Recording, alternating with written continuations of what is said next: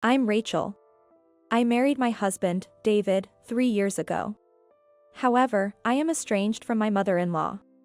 At one point, David received a message from his sister, Emma, and we decided to meet up as a couple. To be honest, Emma and David aren't particularly close. But from my perspective, I thought she was a sweet and considerate younger sister. Moreover, Emma usually didn't contact us for trivial matters, so I was worried about what it could be about. I'm actually getting married soon. Emma has been dating a guy named Alex for a year. He's still in his early 20s but has been showing her bridal magazines and insisting on picking out rings, suggesting it's time to get married. Even before proposing. Emma, not one to dislike assertive men, seemed to have decided to marry him. Emma is in her late 20s, about a decade younger than David. I sincerely congratulated her with a congratulations, but deep down, I was worried. David probably felt the same. I see, that explains why you called us. It's about Mom, right? Upon saying that, Emma nodded. I remember Mom's behavior at your wedding very well. Since then, even our relatives have been keeping their distance. And Mom has always been so clingy to me. If she finds out about my boyfriend, who knows what she might do. She once barged into my ex-boyfriend family's home, demanding we break up. While serving Emma coffee, I couldn't help but say, "Your mom is really difficult, isn't she?" Emma responded with a dejected, "It's really embarrassing to be related." David seriously advised, "If you really want to marry him, you might have to cut ties with Mom." It's understandable why David would say that. The reason we became estranged from our mother-in-law was our wedding. The mother-in-law, Julie, is what you'd call a toxic parent. She gave birth to David at 18 but was abandoned by her boyfriend of the same age, leaving David with her parents and neglecting him for a long time. David waited for his mother, who never visited, but she went on to marry another man and gave birth to Emma. Years later, following her divorce, she took David back as a high school student, but only because she wanted money. For Julie, David was more of a cash cow than a son. She made him contribute his part-time job earnings to the household and doted only on Emma. Without any care for David, Julie subjected him to terrible treatment. She mercilessly sold his cherished model kits and forbade him from hanging out with friends. David became understandably distrustful of women, but gradually opened up to me, saying, "Rachel is different from Mom. If Mom is a demon, then Rachel is an angel, no, a goddess. I'm far from a goddess, neither in virtue nor beauty, but compared to the Julie, I can see why I'd appear that way. She was truly the worst. She strongly opposed our marriage. The reason was simple. She cursed at me, saying, 'Then David's salary won't come to me anymore. You thief of a cat.' My parents were even asked by Julie, 'If you really want them to marry, then pay me. How about $30,000? That should be fine.' David yelled, 'Don't be ridiculous.' As if such a demand would ever be accepted. And he deeply apologized to my parents, saying, 'I'm terribly sorry. If he hadn't, our marriage would have likely been called off.' I loved David, and my parents acknowledged, David isn't a bad person. However, David began to say, 'I want to cut ties with Mom. It's embarrassing to have her as a parent.' Then came the wedding day. Julie showed up as if she were the main attraction, wearing a red dress. She wore rings adorned with diamonds, rubies, sapphires, and more, which looked surprisingly unsuitable on her. Even when David yelled, 'The main characters today are us, no, Rachel. Why are you trying to stand out?' Julie was unfazed. She retorted, 'I didn't get to have a wedding when I gave birth to you, so it's fine for me to be the star today, isn't it?' My parents were utterly dumbfounded. My mother sighed, and David bit his lip until it bled. Naturally, my relatives weren't pleased, and David's relatives were equally aghast. I too was grimacing at Julie's outrageous behavior, and by this point, I had a bad feeling about everything. Still, canceling the ceremony wasn't an option, so all I could do was pray that Julie wouldn't cause any trouble. Please God, could you keep Julie calm until the ceremony is over? For the first time, I found myself praying. Perhaps my prayers were heard because nothing happened during the ceremony. However, the incident occurred after the ceremony ended. Julie declared, "This is our family's celebration, and even though Rachel might be joining our family reluctantly, All the gifts should rightfully be mine, and she swiped everything. While I was stunned by her actions, David chased after his mother to retrieve the gifts. However, Julie was nowhere to be found. Her agility was akin to that of a cat burglar. Despite David's numerous calls, she didn't answer and had completely disappeared. I doubted I would ever meet anyone as unreasonable as her in my life. Such was the extent of my disbelief in her actions. In front of my dumbfounded relatives and his family, David said, "I am truly sorry. I will cut ties with that woman. Please. Just don't ask for a divorce." Then David apologized to us with tears in his eyes. Everyone reassured him, "You're not to blame. The problem lies with her, not you. There's no need for a divorce." I felt sorry for David and couldn't forgive her. For David's sake, we decided to cut ties. Let's consider those gifts as severance pay. If it means we can cut ties, it's a small price to pay. And so, David severed ties with his mother. The relatives also decided to have no further dealings with her. Then, David sought legal advice. He went to the extent of having legal documents prepared for the estrangement. When his mother, having squandered the celebration gifts, returned, he immediately made her sign. I couldn't feel relieved. Because for David, who grew up without a father, she was his only parent. Was it really okay for him to sever ties just to marry me? Did I cause him to lose his family? With these thoughts, I suddenly felt lonely and started to cry. Then, a white cat named Snowball jumped onto my lap. This cat was a stray that often visited our garden. Whenever I seemed lonely, it would always come and sit on my lap like this. Right, it's for the best. It's for our happiness. I reassured myself, continuously petting Snowball. Thank you, Snowball, for always being there.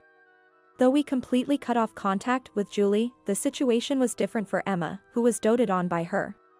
Emma, a model-like beauty who could grace the covers of fashion magazines and resembled her mother in her youth, was different. As for David, he could be described as the epitome of an ordinary son. Given Emma's nature, she has been approached by more than 100 men, but she has only dated a few of them. However, none of these relationships lasted more than a month. Her mother would interfere to prevent anyone from taking her precious daughter away. Emma once received a marriage proposal, but her mother barged in unexpectedly and threw the engagement ring into a river. The man said, "I don't want to become part of a family with such a mother-in-law. Let's call off the wedding," and left. After about an hour of berating her mother, a calmer Emma finally declared, "That's why I'm planning to marry him without telling Mom. I won't let her interfere this time," and left. As soon as the front door closed, I couldn't help but ask David, "Do you think she won't be interfered with?" "It's impossible," David replied succinctly. "It's impossible to get married without Julie finding out. After all, Emma is living with Julie.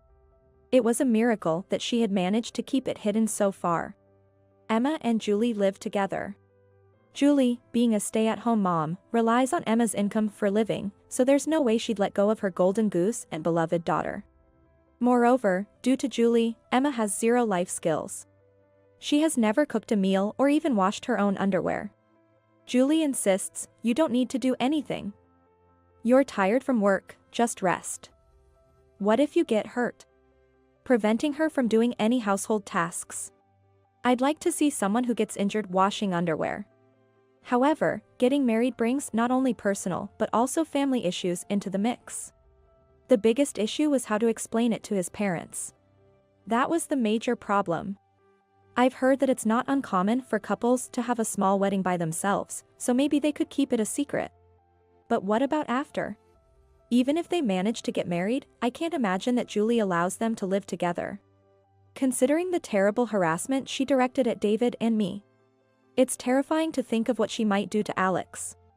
If he's lucky, he'll only end up being another source of income for her, but I doubt it'll be that simple. David mentioned Emma is always looking out for her own comfort. She's telling us about her wedding plans because she wants us to mediate if something happens. It's naive thinking, as always, and it reminded me. Didn't she fail to help us during our wedding? Instead, I recall her enjoying the food left by others while we were having a hard time. Does she find joy in others' misfortune? Can she really protect her husband like that? If she can't, she doesn't deserve to be married. It might be better to call off the engagement now. That would prevent unhappy people from being involved. I don't care what happens to them. All I care about is protecting my beloved wife for life. Having declared this, David, perhaps embarrassed, blushed and looked down. I love David so much for that. That's why I chose him. Months later, we heard from Emma again. She wanted to introduce her boyfriend this time. Has Julie not found out yet? Well, if she's serious, I guess we can support her, said David, so I decided to be positive about Emma's marriage as well. But then, a problem arose. Emma's boyfriend, Alex, turned out to be quite the character. He looked like an athletic type, manly and cool. But David is cooler. As we listened to how they met and started chatting, Alex began to express concern. She never introduces me to her family. So I thought maybe she's just playing with me. The mood started to shift. No, that's not it. Actually, my mom is kind of crazy. Emma hurriedly explained, but we were shocked since she hadn't mentioned anything about her mother to Alex. Was she planning to go through the wedding without saying anything? I ended up explaining the craziness of Julie on behalf of the tongue-tied David, including his upbringing and the wedding incident. Alex's face grew paler as I spoke. 10 minutes later, after explaining how dangerous Julie was, Alex muttered, "Terrible." I agreed, truly terrible. But then Alex said, "No, it's you who's terrible. To lie like that. You're exaggerating too much." I was speechless. David looked just as stunned. "You're opposed to our marriage, aren't you? That's why you're making up such unbelievable stories. There's no way such a person exists in this world." Both Emma and David were baffled by his remarks and were momentarily frozen in disbelief. As Alex grew more agitated, he exclaimed, "I feel sorry for Julie. Rachel, don't you have any sense of being a good daughter-in-law? Isn't it shameful to bully your mother-in-law instead? Bullying Julie? What is he even talking about? I have no idea why the word sense would come up in this context. It was as if I was conversing with an alien. A wife should honor her mother-in-law. She's just being a bit mean because her precious daughter is being taken away. Emma is so adorable. After all, you need to be kind in such situations. So, am I supposed to back down even when I'm not in the wrong? We estranged ourselves because it's beyond such simple issues. Why can't he understand that? It's because of people like you that we can't get married. Please be kinder to your mother-in-law. I'll help you reconcile." Alex lectured me nonsensically, complicating our relationship further. It's unbelievable to encounter another person like Julie in this world. Months passed. Alex forcefully planned a wedding. It was a modest affair, attended only by close family members, friends, and relatives. I thought any mischief by Julie would be minimized in such a small setting. I was naively optimistic when I received the invitation. David repeatedly asked Emma, "Are you sure this is okay?" However, she could only reply, "Maybe." Not exactly reassuring. As we arrived at the venue, reminiscing about our own wedding, I noticed a place card with Julie's name at our table. Oh, so she found out in the end. Well, it was bound to happen, I muttered. David then said, "Alex insisted it's unthinkable not to invite her to the wedding. It's bound to be a disaster." I nodded in agreement. Yesterday, Alex couldn't keep it to himself anymore and told her. Seriously, he shouldn't have meddled. That woman refers to Julie. Since then, David no longer calls Julie by her name. Minutes later, Julie arrived in wedding-appropriate attire, a change from last time. However, she was accompanied by an unbelievable guest. An unidentified baby. The unexpected arrival of Julie caused a stir among the relatives and other guests. She then murmured grievances about Alex, head bowed. It's eerie. The fact that she's holding a baby makes it all the more unsettling. As the venue buzzed with anticipation of her inevitable actions, the MC declared, "Please welcome the bride and groom." And festive music began to play. For a moment, everyone forgot about Julie as the venue erupted in cheers and applause. Emma and Alex appeared at the entrance, spotlighted. Julie suddenly looked up and shouted, "This baby is ours. So break up with my daughter and give me child support," as she confronted Alex. I chased after her. Alex exclaimed, "Whoa," and the crowd around them stirred with murmurs. I quickly caught up, took the baby from her, and restrained her. But she struggled, and I accidentally threw her. Oops, I went a bit too far. It's been a while since I've done this. By the time I regretted my actions, Julie had crashed into a table full of dishes before hitting the wall. You see, I was a wrestling girl from elementary through high school. Throwing a grown woman was nothing for me, who used to toss and turn adults. Maybe I just got a bit carried away after such a long break? Reflection time. If only I had thrown her at my wedding. Feeling guilty about ruining the food, I thought so. I'll offer to pay for the damages later. Julie, caught off guard, looked bewildered. Luckily, she didn't seem to be hurt too badly. Good, good. As Julie tried to get up unsteadily, I swiftly tripped her. Are you trying to ruin the ceremony, Julie? And whose baby is that? Surely, it can't actually be Alex's child, right? I looked at Alex, who was vigorously shaking his head. Then Julie blurted out, "Yes, that's right. I just borrowed this baby from around here. I thought if I claimed it was Alex's, I could get child support and make him break up with my daughter. Two birds with one stone." Everyone was speechless at her unbelievable statement. "We estranged ourselves from you after you ran off with all the wedding gifts last time. What do you plan to do now?" I raised my voice so Alex's parents could hear. The room fell silent. Julie's face turned beet red. Alex's father then glared at him and said, "Of course, we're cutting ties." "That's okay, with you, right?"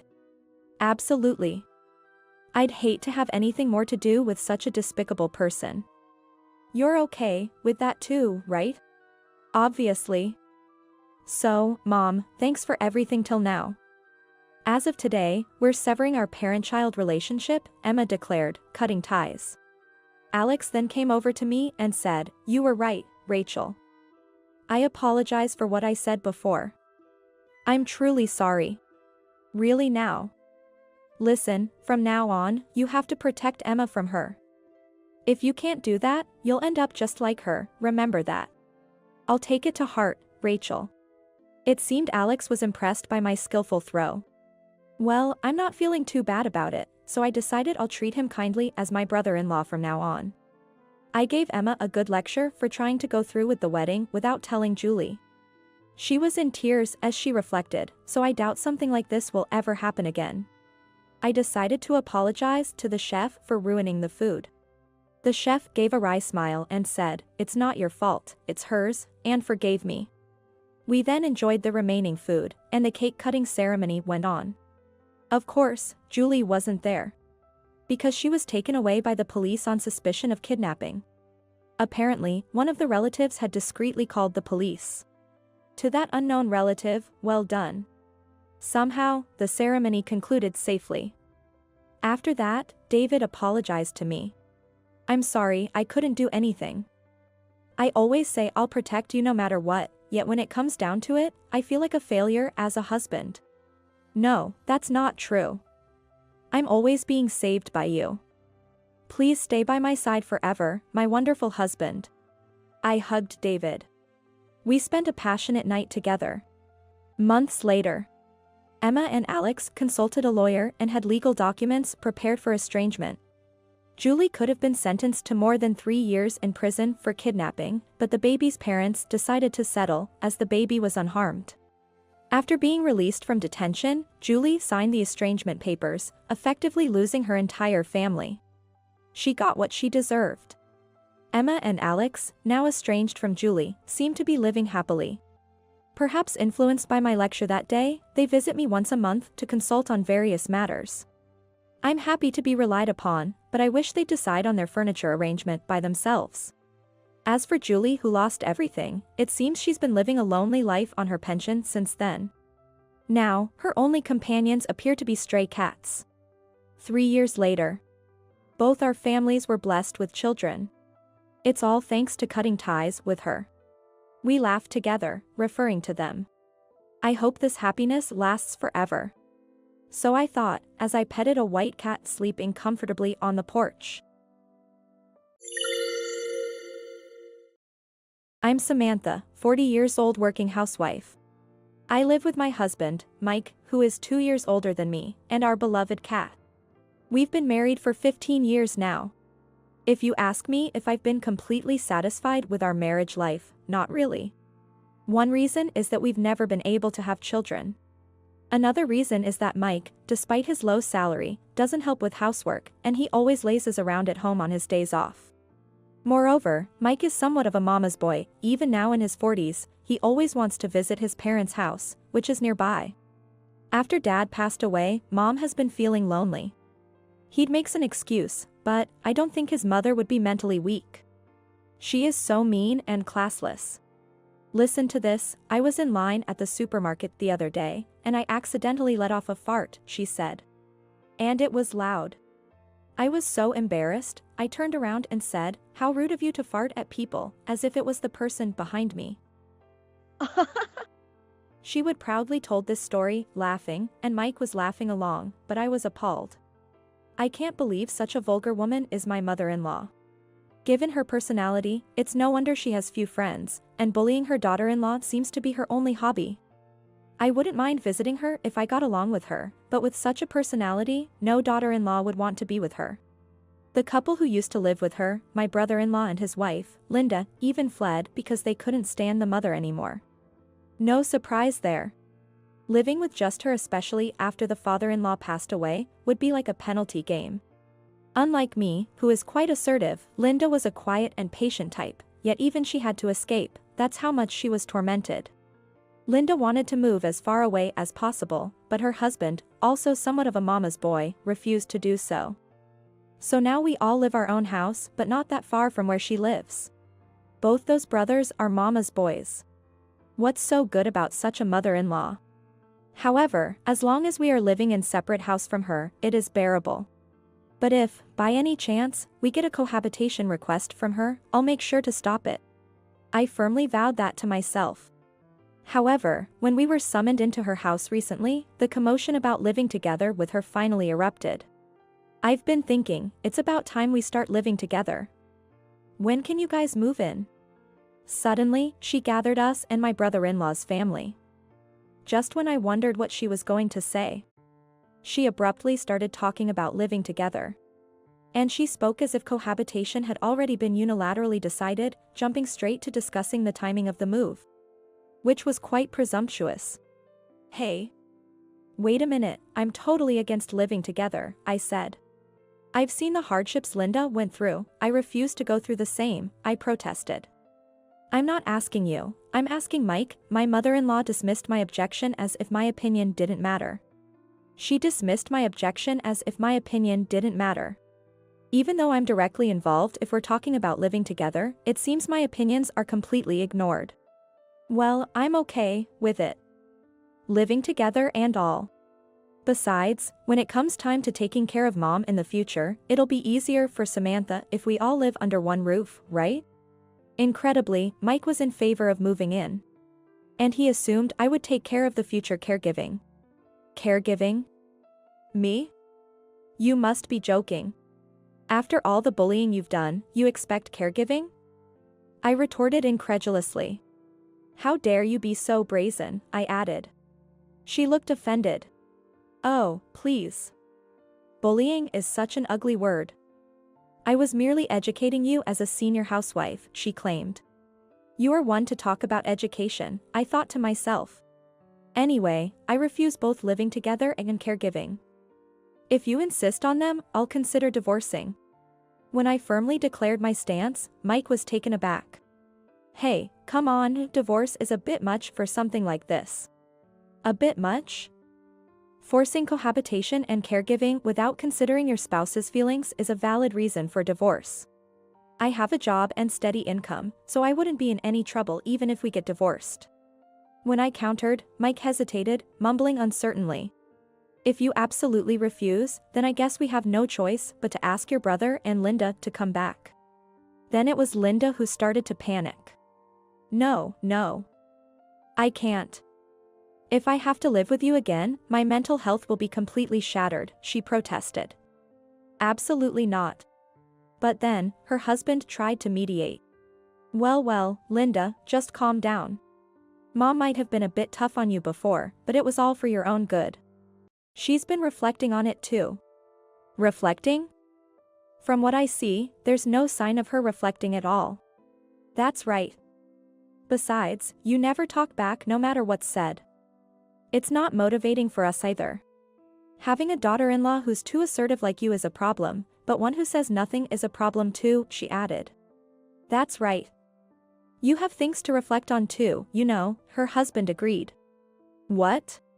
Linda was left speechless by her husband's unbelievable remarks. Standing beside her, I was in the same boat.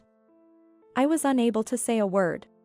Besides, Linda has always been a housewife, so if she were to divorce, you would immediately struggle to make ends meet. Not like Samantha, who works. When her husband said that, even the mother started to jump on the bandwagon. That's right. Linda, if you keep being selfish, you might end up being left by your husband, you know? After all, a woman who's neither pretty nor having great shape, if left, will have nowhere to go but the streets. Where is this a reflection of she's supposed to be doing?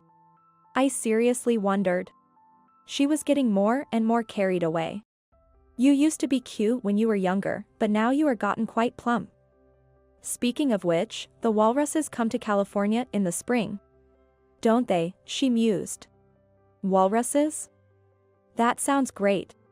Even her husband started to laugh. How dare? Linda was distraught. Are you saying I look like a walrus's? Tears welled up in her eyes, and I frantically tried to comfort her, but the mother and her son's comments didn't stop. Oh, come on, that's just paranoia. I was merely talking about the walruses that come to California. She deflected. Right, hey. Walruses flap their flippers and go ow, ow, don't they? She egged him on. Ow, ow, her son imitated. You really do look just like them. He laughed.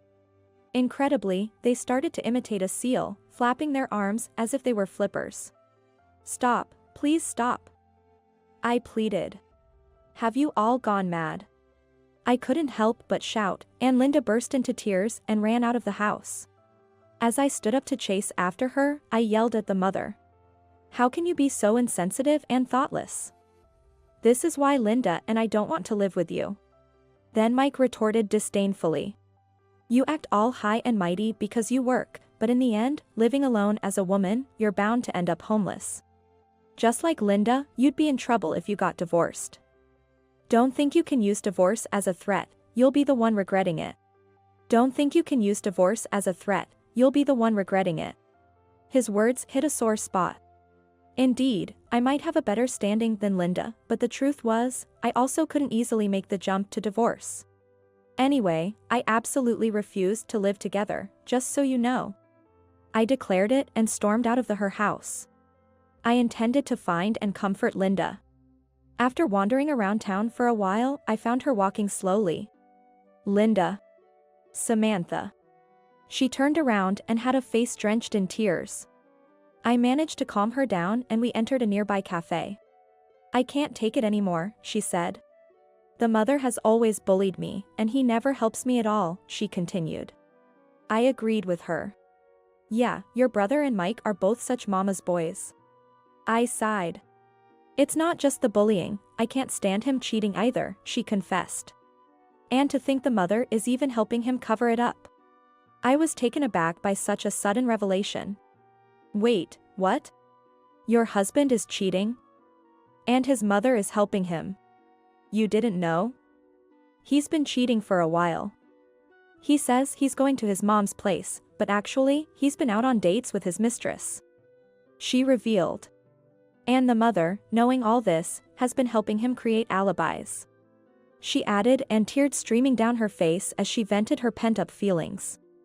I sighed deeply, feeling a profound sympathy for her. I was appalled and felt deep sympathy for her. Being bullied by her mother-in-law and cheated on by her husband, what a tough situation. I understand why you're upset. It's really unfortunate, I empathized. But why do you put up with it? No matter how uncertain you are about your living situation, you don't have to be that patient. I tried to encourage her. I intended to encourage her with my words. But she looked up at me with a puzzled expression. Why do I put up with it? But aren't you in the same situation? She questioned. What? Then she began to share an astonishing story with me. After hearing everything, we decided to team up and take revenge on them. Everyone in that family was incredibly audacious. There's no reason for us, the two daughters-in-law, to remain silent after being treated with such disdain. We vowed to pay them back double for all the disdain we had endured and to teach them a lesson. A month after we made our resolution, we received another summons from the mother-in-law. We received another summons from her. Since then, we had been preparing quietly, without telling our husbands. This was the perfect opportunity. We headed to the in-laws' house, determined. I've been thinking, and I really need one of my son's families to live with me. She brought up living together again. I'm getting older, and eventually, I'll need you to take care of me, she said. Think of it as practice from now on. Linda answered firmly before I could. I refuse. I will never live with you, she declared. If it comes to living together, I'll divorce. The mother-in-law seemed taken aback by her firm tone, different from before. Still talking like that. What about you, Samantha? She turned to me. My turn, huh? I responded. So, you're saying you want to live with us because you want us to take care of you? I clarified. Well, that's part of it, but I'm lonely on my own, and I want to live with one of my sons, she admitted. It seems she was getting increasingly frustrated because we wouldn't say yes. Can you brides really not listen to a single request from me? This is an order. Since I will be living with my son, you must move in together. Linda and I exchanged glances and nodded in agreement. No, thank you. How about this person instead? And then I spread several photos across the family table. What is this? My brothers-in-law and Mike gasped in shock. Because those photos were evidence of the two brothers cheating. Scenes of them entering hotels with women and kissing behind telephone poles. You two, always together, even in cheating. Such brotherly love. And it seems like your mother knew about it. Despite knowing, she helped you two create alibis. After such despicable acts, you have the audacity to ask us to live with you and take care of you? Linda was nodding in agreement beside me. If you need caregivers, ask these women in the photos. We're getting divorced, so no living together or caregiving from us. That would be a problem for us. She panicked. A problem? We have no problems at all. Right, Linda? Linda smiled brightly. Hey, Linda. You'll be the one in trouble if you get divorced. A housewife won't survive on her own. My brother-in-law started yelling. He might want to start imitating a walrus again, like he did a month ago, but that won't fly. Divorce is just a threat, right? Linda replied with a clear face. Oh, we're not troubled at all. We plan to get plenty of alimony from you. What? We'll also demand alimony from your affair partners, and that should cover the cost of renting a small apartment and starting over. It'll be tough to find a job, but we're determined to make it on our own. Linda, I'll help you. We, two women, decided to support each other and get through this together. With my personal savings, we could manage for the time being. Once Linda extracts alimony from her husband and his affair partner, we've agreed she'll pay me back with a little interest. We need to pull as much money as we can from these guys. Yes, Mike, we plan to demand alimony from you too, and your affair partner as well. Even though I work, money is never enough for a divorced woman over 40. As I declared to Mike, he clung to me. I'm sorry. It was just a moment of folly. Just a bit of fun, not serious. Serious or not, cheating is cheating. I've already consulted a lawyer, so save your excuses for them. I handed Mike and my brother-in-law the business card of a lawyer's office. Linda and I have got the same lawyer. We signed contracts with the lawyer for both of them at the same time and got a slight discount on the deposit. This is what you'd call a bulk discount. A smart housewife's trick, right? Wait a minute. Let's talk. Please, anything but divorce. We apologize. Please see how sorry we are. Mike and my brother-in-law apologized on the spot, but our mother-in-law started yelling in frustration. If you want to divorce, then go ahead, do as you please. If you can't accept 1 or 2 affairs from your husband, such a bride is no use to us. Linda chuckled softly. Before I knew it, she was brimming with confidence. Indeed, it seems women grow stronger in the 11th hour. You're quite lenient with infidelity, aren't you? Is it because you have something comes to mind? She flinched noticeably. What are you suddenly talking about?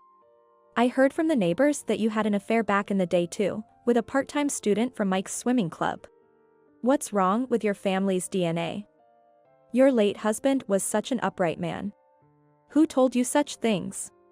Who knows? If you're curious, why don't you ask around? Well, we're off to pack our bags, so we'll see you soon. Linda and I stood up simultaneously. And we said cheerfully. Enjoy your walrus impressions together. Ooh. Ooh. Afterward, Linda and I went back to our respective homes, picked up our pre-packed bags, and left. We had already signed the lease for an apartment, so we planned to meet there. Mike kept calling me, and Linda's husband kept calling her, but we ignored all their calls and left everything to our lawyer. Eventually, the double divorce was finalized, and we received our alimony.